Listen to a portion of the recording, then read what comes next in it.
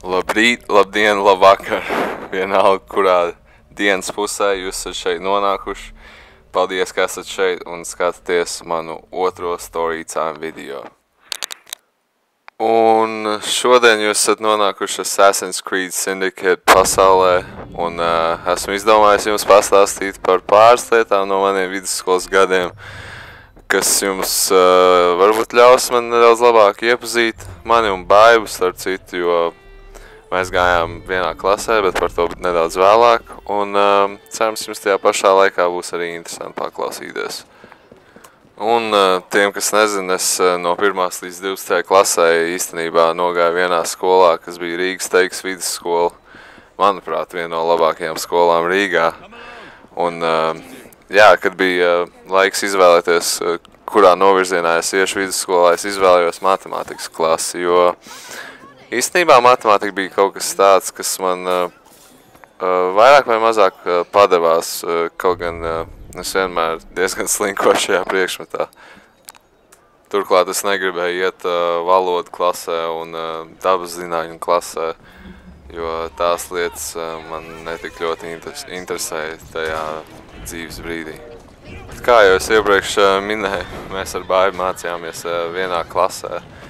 Arī vidusskolā mēs īstenībā pirmo reizi tikāmies 4. klasē, kad viņi pārvācās uz Rīgu no Salaspils un pārvācās uz Rīgas Teikas vidusskolu. Un interesanta piezīme šim, es vēl joprojām atceros, kā es pirmo reizi viņu ieraudzīju, kā viņi pirmo reizi ienāca mūsu klasē. Tā kā, iespējams jau tajā brīdī man likās, es zināju, kad ir lemts, es nezinu. Es to vienmēr Baibiņai stāstu, un viņi vienmēr ir pārsteigti par to. Bet ievadot stāstu par maniem vidusskolas gadiem, droši vien zīmīgi būtu pieminēt, kad 10. klases sākumā tieši arī īstenībā sākās tādas nopietnākas mūsu attiecības. Man beidzot izdevās viņu pielaust. Bet tagad man ir ātrs jautājums jums. Ja jūs mums esat mūsu kanālu sekojuši, tad mēģināt izreikināt, cik mēs ilgi jau esam bijuši kopā. Manuprāt, mēs par to neesam runājuši mūsu videos, bet ja mēs sākām, ja mūsu attiecības sākās 10. klasē, tad ierakstiet komentārus, kā jums liekas, cik gadus jau mēs esam kopā un cik mēnešus arī jūs varat tik precīzi. Bet, nu, tad laikam jāsāk bišķi vairāk stāstīt par tiem maniem vidusskolas gadiem. Un sākumā es atceros, ka es biju diezgan skeptisks par jauno klases kolektīvu, jo pamatskolā bija mums super klase līdz 9. klasē. Un 10. klasē likās, ka nebūs tik labi, bet tomēr man pāris labi draugi parādījās no sākuma. Un ar vienu no maniem draugiem mums bija ļoti smieklīgs rituāls angļu valodas klasēs. Mūsu angļu valodas skolotāji vienmēr, kad kāds uzdeva jautājumu, viņa sniedzās pēc angļu valodas vārnīcas, un tad mēs vienmēr katru stundu sadarējām, vai mums izdosies atkal likt viņai izmantot angļu valodas vārnīcu, uzdodot kaut kādu jautājumu. Un tas mums tāds challenge katru reizi bija, un mums tas vienmēr likās ļoti uzjautinoši, un tā mēs bieži kavējām laiku angļu valodas stundās. Bet īstenībā man pašam atceroties to tagad ir vēl interesantāk, ka mēs kaut ko pavisam līdzīgi darījām krievu valodas stundās, jo viņš bija pārnācis no citas vidusskolas, viņiem tas bija 1. gads Rīgas Teikas vidusskolā, un mūsu krievu valodas skolotāji arī bija atnākusi no viņu vecās skolas, un viņi viens otru ļoti labi pazina.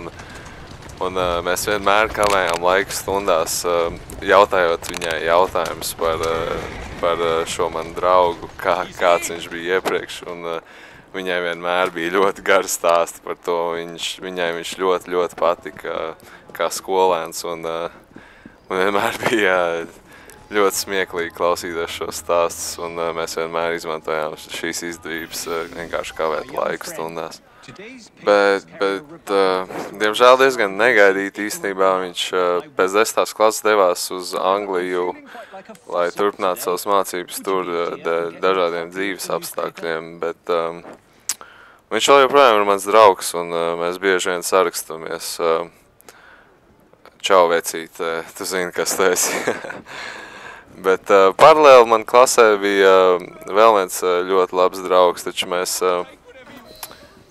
diezgan lēni sākām. Mēs nebijām labākie draugi noteikti no sākuma. Mēs toreiz, kā visiem patika teikt, piedūrāmies, un mēs piedūrāmies daudz viens otram, un bieži vien dēļ tā mēs tā kā nedaudz, var teikt, sakasījāmies, vai nebija tās pašas draudzīgākās sajūtas.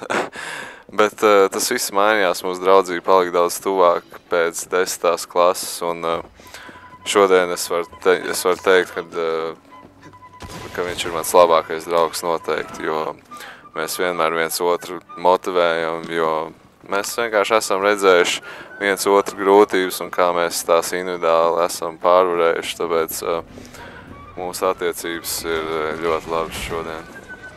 Bet, ja nedaudz jānokāp no tās ļoti novietnās nots, tad es varu vēl pastāstīt, ko mēs darījām, ar kādiem pigoriem mēs nodarbojāmies vidusskolā, neteikt kādu nedaudz sakarīgāku vārdu.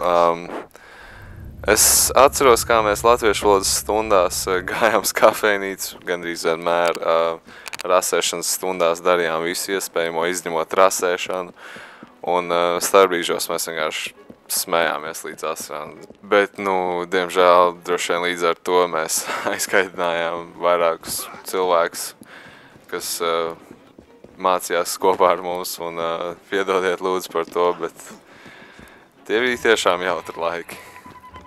Bet, jums, ja varbūt sāk likties, ka es skolā neko nedarītu, tad tā es jums varu teikt, ka nemaz nebija. Es vienkārši ļoti daudz laika un enerģijas ieliku basketbolā tajā laikā, īpaši, man liekas, visu vidusskolas laiku man bija vai nu treniņi ar U18 izlases 7 no rīta katru dienu, un pēc tam pat aizno uz skolu, vai es pats vienkārši individuāli gāju uz skolas zāli 7 no rīta, trenējos pēc skolas treniņu un vēl mājās, un tad ne īpaši palika enerģijas vajag cītīgai mājas darba pildīšanai vai skolas darbam. Nezinu, bija varbūt kaut kāda motivācija pietiekami liela tajā ziņā, bet skatoties atpakaļ, ka es droši vien būtu nedaudz vairāk enerģijas veltījis skolai pašai, jo tas, ko es šobrīd mācos, es būtu tagad gribējis, kad es būtu vairāk uzmanības pievērsis bioloģijas priekšmetiem un anatomijai un tam līdzīgām lietām. Bet fokusēties man arī palīdzēja Baiba, jo viņai bieži vien nepatika, ka es brīžiem uzvedos bērnišķīgi ar saviem čomiem, un es pats, protams, sapratu, ka ir pienācis laiks pieaugt un nemuļķoties tik daudz, un tomēr skola ir svarīga lieta.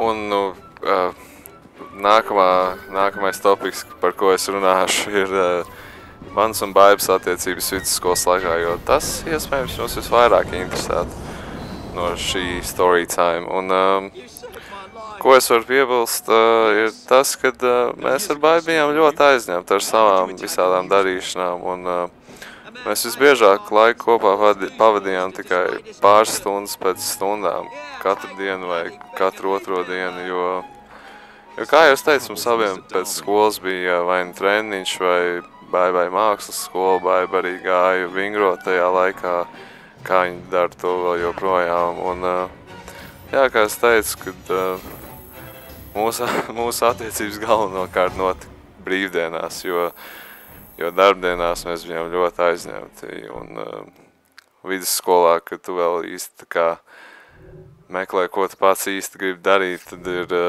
grūti atrast laiku viens otram.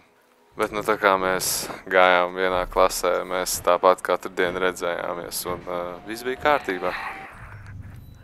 Bet tas laikam arī šodien būs viss no mana otrā story time par maniem vidusskolas gadiem. Es ceru, ka jums likās interesants, ceru, ka jūs noskatījāties līdz galam, un ja jums radās kāds jautājums par to, ko es šodien jums pastāstīju, tad droši ierakstiet to komentāros, un tad jau līdz nākamajai reizei. Čau!